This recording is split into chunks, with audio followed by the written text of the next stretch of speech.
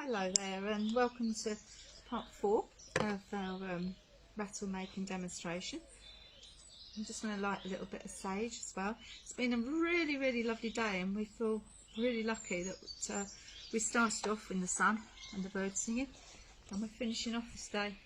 The sun's starting to set there in the west and the birds are still singing. It's quite beautiful. So I'm going to show you now how to finish your rattles. Okay. Now, the next job, very carefully this is, you uncurl the bit of sinew that you secured the head onto the stick. Now, as you pull this off, pull it gently, but also make sure you know what way it come off, because you want to put it back on the same way.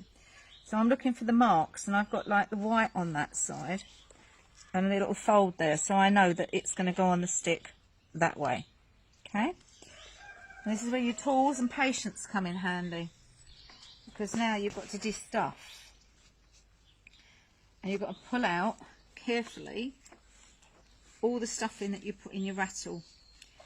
Now I hold it firmly in my hand but not too tightly, because obviously you don't want to squash it, and although it's dry, I'll say it's dry very quickly today because it's a really nice day.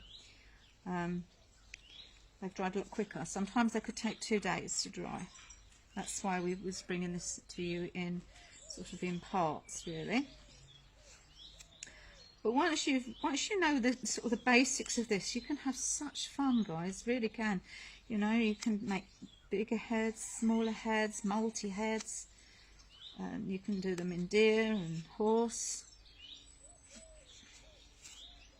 Make so many different shapes. You don't have to have handles either. You can make them into more like a round shape. If you've ever seen the band perform, when we perform one of our songs, Touch the Earth, performing Hear the Call of the Wild, and Lee has a round rattle and it's got that coloured wall hanging from it, so it looks a bit like a sort of jellyfish really. It's really nice. So there's so many good things you can do with rattles. We even had a little experiment a few years ago where we had a camp here and we done some tie-dyeing. That was really interesting. It's a whole other project, so I'm not going into that because it's a bit of a mammoth thing, and that was shared with me from a friend of mine, Mandy, over in Portland, who was the first one to show me how to do the tie-dyeing on the hide. But to be honest with you, I really still like plain hide. I like to see the markings of their natural hide coming through. Now we're making rattles. Okay, some might say they're shamanic rattles or they're medicine rattles. Well, there's a lot of talk about medicine tools out there, and really you're making tools for your practice, whether they're healing or for music or whatever it is you know how you want to use them really. But they only really become medicine tools once you start putting that medicine into them, and when you start using them for that intention. I wouldn't use some of my rattles, I wouldn't use for going on stage with. Some of my rattles I would only use for healing, for instance. Some I use for music and for fun. But you know, if you tune in to what you're making, and you'll know how to use it, and you'll know what it's to be used for. So again, as I say, I'm holding it firmly but not tightly. Now it's important that you get every last bit of your stuffing out, because it will have an effect on the filling that you're going to put into your rattle. Okay. So I'm going to hold it up, have a look. These are really good. These tools for de-stuffing are fantastic, and so are the bent coat hooks that I showed you earlier. The first, I think it was the first or second part. So that's all out. Okay. Now I'm just going to put this rattle to one side for a moment, making sure I know what way that went back on. You see it slid back on really easy. If you have it the wrong way round, it doesn't sit on so well. Now, while you weren't looking, I've already unstuffed that one, and I've unstuffed the other one. So I'm just plugging in my glue gun. So let that heat up. Okay. Now this is where if you get the glue on you, it really burns and it can make you swear, and I'm saying now in advance if I swear, I'm sorry, I apologise. Leap it out. Now, as you see, I also smudged myself a little bit and smudged the rattles, and I'll do that when I'm finished. So I hope you understood what I was meaning about your tools. You collect your tools, but the medicine is starting to work. The magic starts to go into them as you work with them and you get to know them. Right, so now that I'm going to take this out. Okay, so I'm going to look and remember what way round it goes. I'm going to hold it. Now, for your rattle, you can have lots of different things. You can have corn, you can have beads. I like shingle, and a lot of the shingle here I get comes from the beaches locally, and I've got a few little gemstones in there that was given to me, which I'm going to put in. Now, always when I make a rattle, I usually put rice in my rattles as well, because rice is a medicine that I've worked closely with. So I'm going to put a bit of rice in there, and then you put your finger in the hole and give it a shake.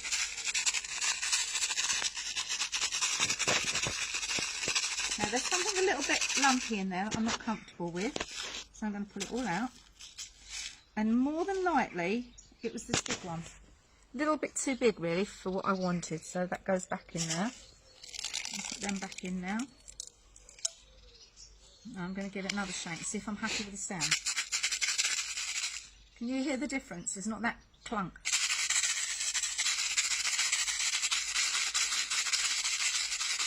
I'm really happy with that. I think that sounds,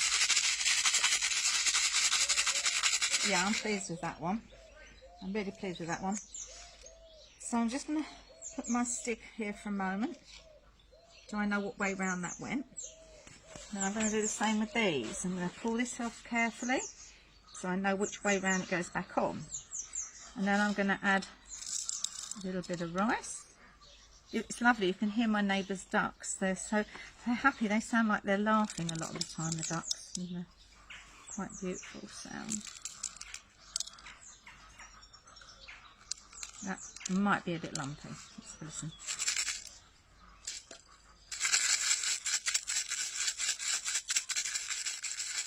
Yeah, again, a little lumpy.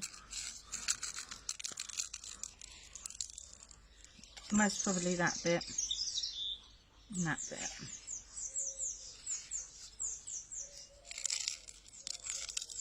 You're just going to get it how you want it to sound, really.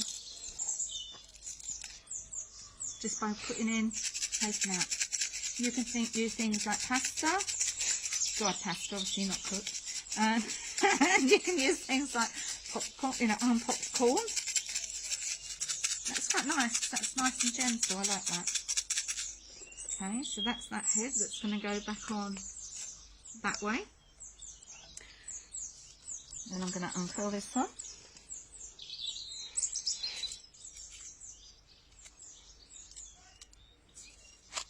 I did stuff this one earlier, so again I'm making sure I know what way round it goes on. Now I'm going to take some more stones, put them in.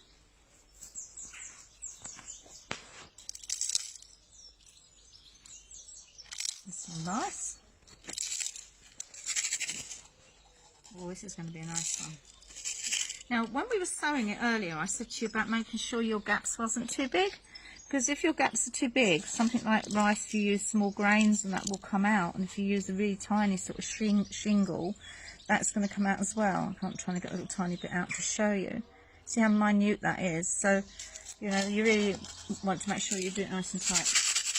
Now, this is a double-headed one. So I want to hear what both sound together like. Very nice. I like that. So, now, this is where you have to be brave. I'm hoping this has worked. Oh, yes it has. Oh. So, you're going to... It's very important as well while you're working to keep your space tidy. If you keep your space tidy, your mind is tidy. Okay? And if you look at animals, they always keep their nests and their sets very tidy. Okay, so we're going to add some glue to this. Now, if you've not used a glue gun before, they get very hot and they're quite instant as well. Okay, so remembering how it goes in, wiggle that in. That's gone really well, really well. That one, okay. Now I'm going to do the same with these. So I want to remember that's that way. I'm going to put the biggest head on first. Can you hear the big bumblebee? Beautiful. Straight in. And you see how you moulded it when it was wet this morning? That's gone on lovely. Really gone on well, that has. That one got turned over. I know that's so sorry. These are a little more fiddly to do. I would try doing the singles before you try doing the doubles personally, or just be bold and go for it. Now that's oozed out a little bit and it's going to be really hot, so you've got to touch it and know that it's going to burn you. And swear off camera. Okay, I'll plug my glue gun. Put that hot away because that's done now. So now this is where the magic comes in, and I'm going to cut a piece of this because it's long enough. I'm going to cut that about, maybe I'll cut one of these actually. That's really long. I'm going to cut that about there because you're going to want what we call a piece of whipping. Okay, so what you're going to do, you take your extra piece of sinew and you're going to turn it into like a U. That's because these are beautiful bumblebees. You're going to lay that on there. Keep this piece separate. Then you're going to take this and you're going to wind it round. Okay. Keeping it nice and straight. And just, this is another this is your second securing of your rattle head. Okay. It's a waxy sort of thread, so it sticks as you do it.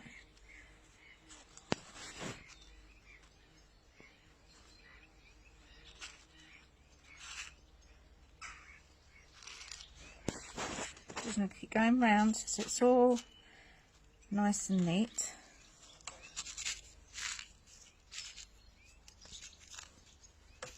Trying to do it on the camera for you. Is that in a good position, Sally? Yeah.